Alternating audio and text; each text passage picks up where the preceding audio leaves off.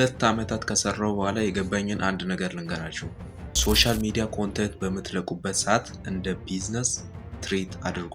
ምክንያቱም ለምንድነው ያንዳንዱ ወደ ሶሻል ሚዲያ ፉት የምታስቀምጡት ነገር ያንዳንዱ የእናንተን ፐርሰናሊቲ ዲፋይን ያደርጋል። እናንተን ፕሮዳክቲቪቲ ኤክስፐርት ያደርጋል።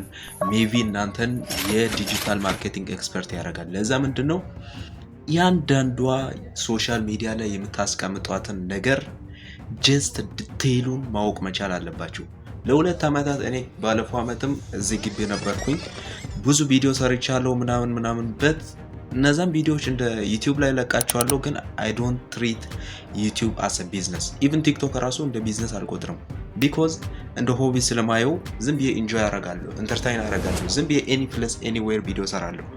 one thing ለእናንተ መምከር የምፈልገው ነገር ካለ ሶሻል ሚዲያ ላይ የምትለቁትን ኮንቴንት እንደ ቢዝነስ ትሪት አድርጉ። ሂዶ መርኮ መምጣት አለበት። that's it